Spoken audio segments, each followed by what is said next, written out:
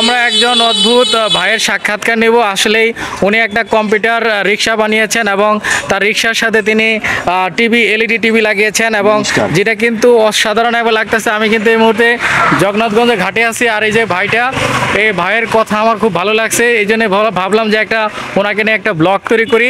তো সুতরাং এখন আমরা ভাইয়ের সাথে কথা বলবো, তিনি কেন এই ধরনের ব্যবস্থা গ্রহণ করলে। তার চশমা আছে কিন্তু চশমার যে খোল সেটা কিন্তু নেই, না চশমার যে গ্লাস নেই। ভাই আপনার নাম কি? আমার নাম মোহাম্মদ মনিরুল ইসলাম হেলাল, সবাই আমাকে হেলাল তরফদার ডাকে, হেলাল কবি কয়, আবার জিরো কবি, মানে বিজ্ঞানের নামে। আচ্ছা আচ্ছা, তো আপনি এই যে এই প্রফেশন বেছে নিলেন কেন? কারণ হলো যে আমি একটা কবি, আর আমার কবিতা আমি নিজেই লিখবো, বৈশা বৈশা ইস্কা বৈশা।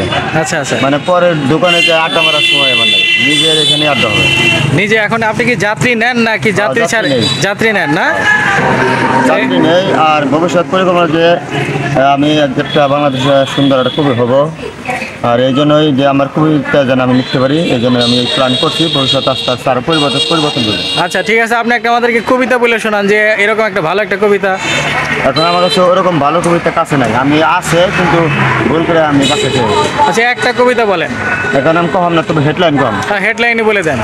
যেমন আছে, খেলার চেয়ে সালাত আমি, হ্যাঁ, খেলার চেয়ে সালাত আমি, মূল্য দিয়েছি দিও তুমি। হ্যালো ব্রাদার ইয়াং ম্যান, সালাত কোরআন করে না কেন?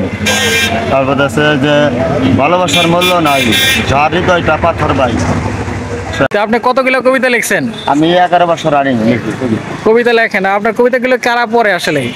কবিতাগুলা আমি এখন কেউ পড়ে না, কিন্তু আগে 5-6 বছর বা 7 বছর আগে আমি কবিতা 3 করে বাই করছিলাম, 8টা কবিতা বাই করছিলাম।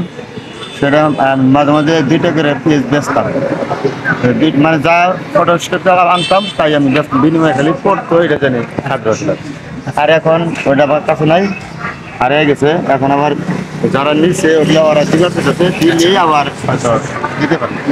আচ্ছা ঠিক আছে, আপনার সাথে কথা বলে ভালো লাগলো। আপনার যে অসাধারণ রিক্সা, এটা দেখে ভালো লাগছে। আপনার যে গেট আপ, সেটাও ভালো লাগছে। তো আমি একজন চ্যানেল থেকে আসলে এই কাজ করি, আমার বাংলাদেশে আমি এটা আপলোড করে দেবো। আপনার চলবেন? হ্যাঁ বলবেন, পরে বলবেন।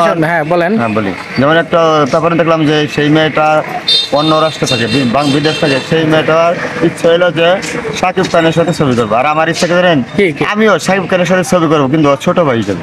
আচ্ছা, ছোট ভাই হিসাবে শাকিব খানের সাথে ছোট ভাই হিসাবে আপনার ছবি করার ইচ্ছা আছে। আচ্ছা ঠিক আছে, আপনার এই ইচ্ছাকে আমরা শাকিব খানের কাছে পৌঁছে দেব এই ভিডিওর মাধ্যমে। আমরা আশা করি শাকিব খান এই ভিডিও দেখবে, দেখার পরে হয়তো শাকিব খান আপনার সাথে দেখা করবো, অথবা আমরাই আপনাকে শাকিব খানের সাথে দেখা করে দেবো। ঠিক আছে, সবাই ভালো থাকবেন, সুস্থ থাকবেন, আর ভিডিওটা বেশি বেশি শেয়ার করে দেবেন। আসসালামু আলাইকুম।